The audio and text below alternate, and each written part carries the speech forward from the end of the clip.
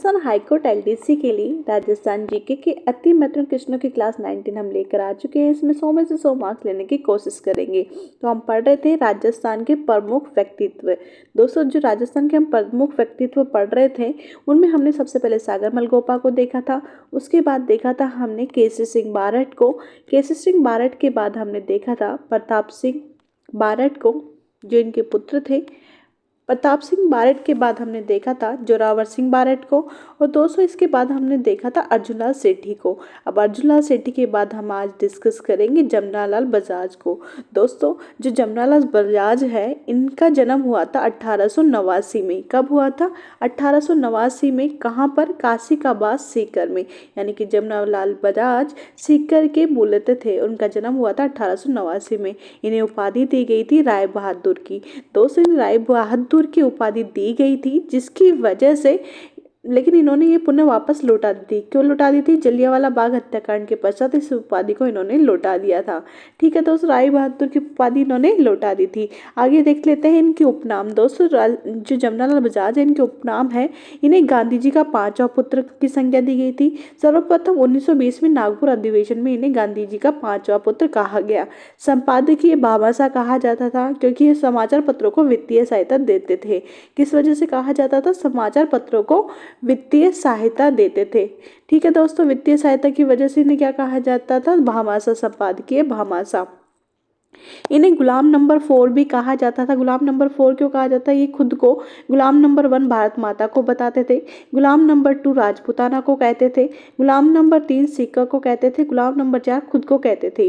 ये खुद ऐसे इंसान थे जो अपने आप को गुलाम नंबर 4 बुलाते थे। गुलाम नंबर 4 इसलिए बुलाते थे क्योंकि पहला, दूसरा, तीसरा उन्होंने भारत माता, राजमाता, राजपूताना और सीकर को कहा था। दोस्तों, इन्हें जो गांधी जी का 5वां पुत्र की कहा गया, इन्होंने जो अपने आप को गांधी जी का 5वां पुत्र कहा था, वो 5वां पुत्र इन्हें सर्वप्रथम 1920 में नागपुर अधिवेशन में कहा गया था। दोस्तों, 1921 में वर्धा, महाराष्ट्र में इन्होंने सत्याग्रह आश्रम की स्थापना करी। सत्याग्रह आश्रम की स्थापना किसने करी? जमनालाल बजाज ने। कब करी? 1921 में। कहाँ करी? वर्धा, महाराष्ट्र में। 3 क्वेश्चन यहाँ से हो जाते हैं। सत्याग्रह आश्रम की स्थापना किसने करी? जमनालाल बजाज ने। जमनालाल बजाज ने सत्याग्रह आश्रम की स्थापना करी, वर्धा, महाराष्ट्र में करी और 1921 में करी। 1927 ईस्वी में जयपुर में चरखा संघ की स्थापना किसने करी? जयपुर में इन्होंने चरखा संघ की स्थापना करी 1927 में। 1985 में इन्होंने इनके लिए जमनालाल पुरस्कार की शुरुआत की गई। दोस्तों, 1985 में जमनालाल बजाज पुरस्कार की शुरुआत हुई। 1986 ईस्वी में इस पुरस्कार को रचनात्मक कार्यों के लिए दिया जाने लगा। यानी कि जो दोस्तों जमनालाल बजाज पुरस्कार है उसकी शुरुआत हुई 1985 में, लेकिन 1986 में इस पुरस्कार को रचनात्मक कार्यों के लिए दिया जाने लगा। आगे बढ़ते हैं दोस्तों। इसके बाद जमनालाल बजाज पूरे हो चुके हैं। एक बार वापस देख लेते हैं, फिर हम डिस्कस करेंगे जयनारायण व्यास को। तो दोस्तों, जो जमनालाल बजाज थे, ये जो जमनालाल बजाज है इनका जन्म हुआ 1889 में। काशिकाबाद सीकर में हुआ। इन्हें राय बहादुर की उपाधि दी गई थी, लेकिन जलियांवाला बाग हत्याकांड के पश्चात इन्होंने उनसे पुनः लौटा दिया। इनके उपनाम थे गांधी जी का 5वां पत्र, जो कि नागपुर अधिवेशन में कहा गया 1920 में। संपादकीय भामाशाह, समाचार पत्रों को वित्तीय सहायता देने के कारण इन्हें संपादकीय भामाशाह कहा गया। गुलाम नंबर 4 खुद को कहते थे क्योंकि गुलाम नंबर 1 ये भारत माता को कहते थे। गुलाम नंबर 2 राजपूताना को कहते थे। गुलाम नंबर 3 सीकर को और गुलाम नंबर 4 स्वयं को कहते थे। इसके बाद गांधी जी का 5वां जो पुत्र इन्हें कहा गया था 1920 में नागपुर अधिवेशन में। 1921 में इन्होंने वर्धा, महाराष्ट्र में सत्याग्रह आश्रम की स्थापना करी। 1927 में जयपुर में चरखा संघ की स्थापना करी। क्वेश्चन पूछा जाता है चरखा संघ की स्थापना किसने करी? तो जमनालाल बजाज ने करी। 1985 में जमनालाल बजाज की स्मृति में पुरस्कार की शुरुआत हुई और 1986 में इसे रचनात्मक कार्यों के लिए दिया जाने लगा। इसी के साथ जमनालाल बजाज समाप्त होता है। आगे हम देखते हैं जयनारायण व्यास को। दोस्तों, जो जयनारायण व्यास है ये 18 फरवरी 1899 को इनका जन्म हुआ। कब हुई? 18 फरवरी 1899। कहाँ पे हुआ? जोधपुर में इनका जन्म हुआ। इनकी पत्नी का नाम था गोरजा व्यास। गोरजा व्यास इनकी पत्नी थी। दोस्तों, इनके उपनाम है शेरे राजस्थान, लोकनायक या जननायक, धुन का धनी, लक्कड़ कक्कड़ भक्कड़ और मास्साब। जो इनके 3 हैं, शेरे हिंदुस्तान, शेरे राजस्थान जिनको कहा जाता, शेरे राजस्थान इन्हें कहा जाता था, लोकनायक, जननायक, धुन का धनी, लक्कड़ पकड़ कक्कड़ या मास्साब इन्हें कहा जाता।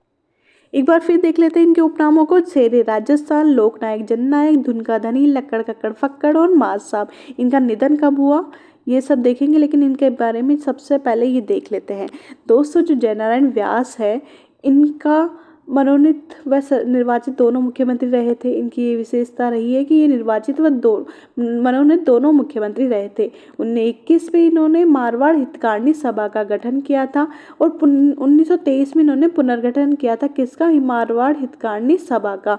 ठीक है। सामंतशाही व्यवस्था के खिलाफ आवाज उठाने वाले प्रथम व्यक्तित्व कौन है, जयनारायण व्यास। किसके खिलाफ, सामंतशाही व्यवस्था। दोस्तों क्वेश्चन पूछा जाता है सामंतशाही व्यवस्था के खिलाफ आवाज उठाने वाले पहले व्यक्ति कौन थे, तो कौन थे, जयनारायण व्यास थे। 1974 ईस्वी में इनके सम्मान में डाक टिकट जारी किया गया।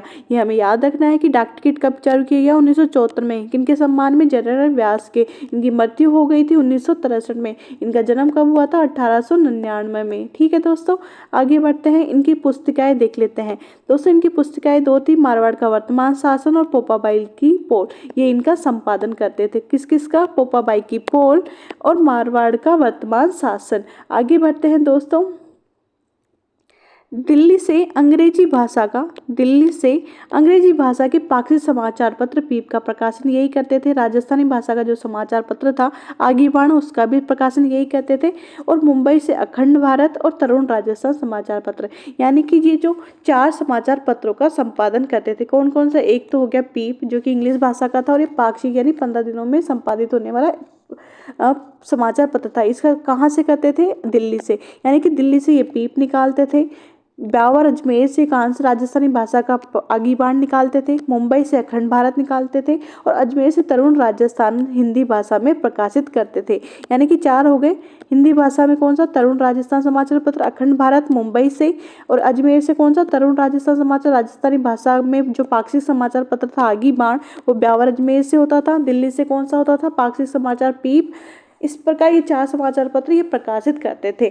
दोस्तों इसके साथ हमारे व्यक्तित्व और आगे हम डिस्कस करेंगे, लेकिन आज का वीडियो यही समाप्त करते हैं।